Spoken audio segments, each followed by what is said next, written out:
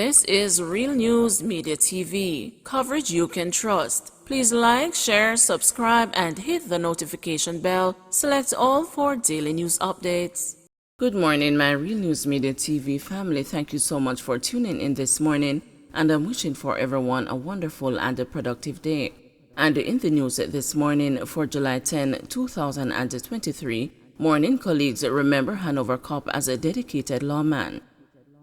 Detectives attached to the Area 1 Police Division have launched a probe into the death of a traffic policeman who is believed to have committed suicide by shooting himself at his home in Westgate Hills, St. James on Sunday morning. The deceased Constable Ernesto Tracy was attached to the traffic department in Lucy, Hanover up to the time of his death. Reports reaching the news are that shortly after 11 a.m., a gunshot was heard coming from Tracy's apartment in Westgate Hills, and when checks were made, he was found lying in a pool of blood inside his home.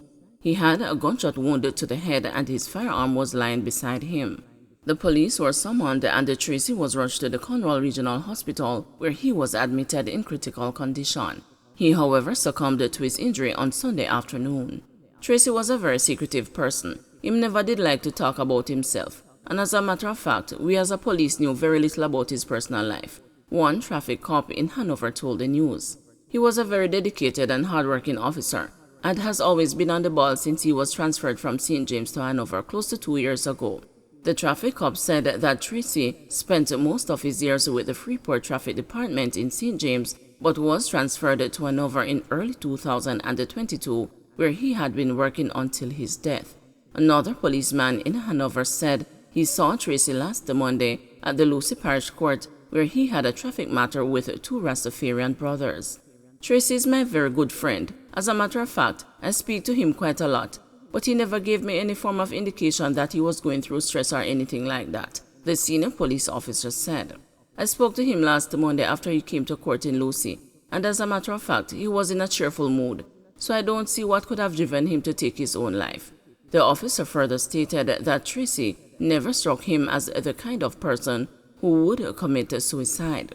If you or your loved one requires mental health support, call the Mental Health Suicide Prevention Helpline at 888-639-5433 or go to the Ministry of Health and Wellness webpage to schedule a free counseling session. Man dead after allegedly being stabbed by companion's niece. The St. Andrew North Police have reportedly taken a soon-to-be mother into custody after she fatally stabbed a man during a domestic dispute at their home in Mount Ogle, St. Andrew over the weekend. Occurring around 8:15 p.m. Saturday, the incident has since then sent residents tongue-wagging as the community discusses the deadly incident in public court. The residents were largely struck by the reality of one young individual facing murder charges and another's family left to plan a funeral. The deceased is 31-year-old Ryan West, unemployed, of a Mount Ogle address. Reports are that West and the 18-year-old accused had a dispute and a knife was used to stab him. According to the police, they resided at the same location and the dead man was in a relationship with the accused aunt. Information reaching the news is that the two parties had an altercation and West held onto the suspect's neck. She reportedly managed to free herself and ran to a house where she armed herself with a knife. The young woman and the West residents said subsequently crossed paths in a walkway leading to the yard, where another altercation developed between them, during which she used the knife to stab him in the neck. West collapsed and was later assisted to the Kingston Public Hospital, where he was pronounced dead. The news understands that a knife believed to be the weapon involved in the incident was retrieved from the scene.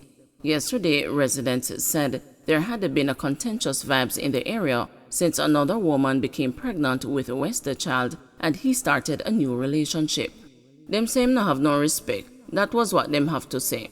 That don't give him any right to hit her or for her to stab him. People must try to resolve differences without violence, a resident told the news. It was not immediately clear what specifically triggered Saturday's incident, but residents say they saw it coming. The entire road was blocked. Supposed to see people, pure crowd full up the street when them hear what happened. Some people were in shock and some were saying they never knew it would lead to this. She pregnant and a look pan jail time. and him family have funeral for plan, a resident said. The news was also told that the deceased man's family was struggling to come to terms with his death. The Corporate Communications Unit confirmed the incident and said investigations are ongoing. At the same time, the police encouraged citizens to seek help with domestic violence or issues affecting families in and around the household. The Jamaica Constabulary Force's Domestic Violence Intervention Centers provide assistance to anyone who is being abused in any way by their partner. Persons who need help are encouraged to call or visit the DVI Center or police station closest to them. Newell to replace a guy in Central St. Mary. Omar Newell, the former head of the People's National Party affiliate, the Patriots, is set to replace Dr. Maurice Guy as the party's standard-bearer in Central St. Mary. Newell turned back the challenge of veteran Senator Dr. Floyd Morris in a candidate selection exercise yesterday, taking 174 of 332 delegates' votes. Morris received 158 votes. Setting a conciliatory tone as he addressed the supporters after the results were announced, Newell said, "You had two very good candidates who could represent any constituency, and when you go round, I want you to keep that in mind. So we're going to work with Comrade Floyd Morris. We're going to work with every comrade who is prepared to work with us and who is prepared to march forward for a progressive Central St. Mary."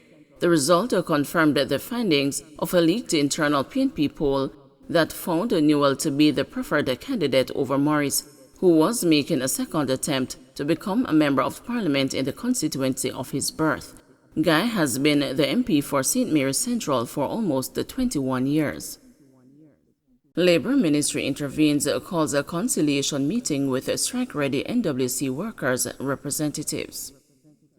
The Ministry of Labour and Social Security has again called an emergency meeting to deal with worker unrest, this time with the unions representing workers of the National Water Commission who have threatened the strike action that could potentially see customers facing lengthy water lockoffs.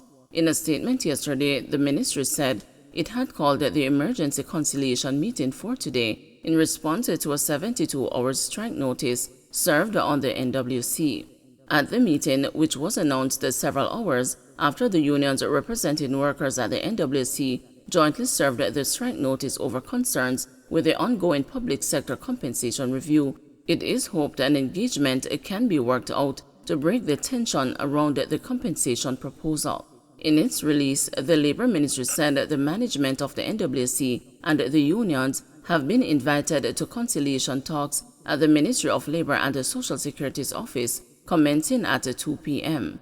This is the second time in recent months that the Labour Ministry has had to intervene in an industrial relations dispute.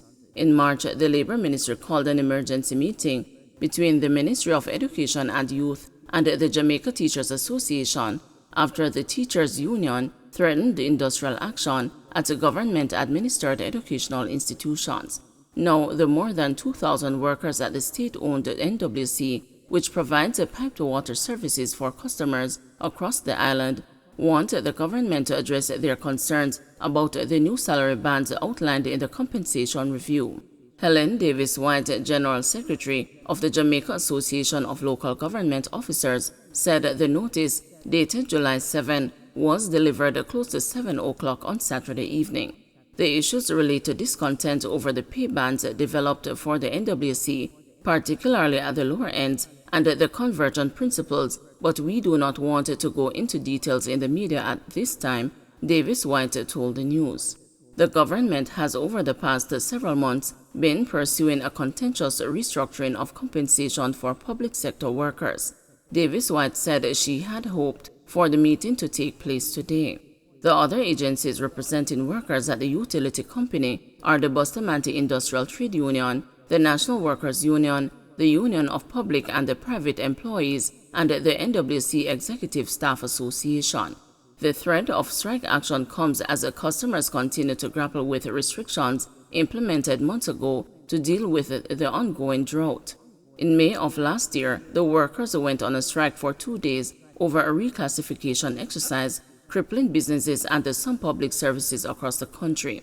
Some 500,000 customers were affected. The Planning Institute of Jamaica reported a month later that the protest cost the NWC $240 million in revenue. A back-to-work proposal then included a compensation review that was to be implemented within 6 months.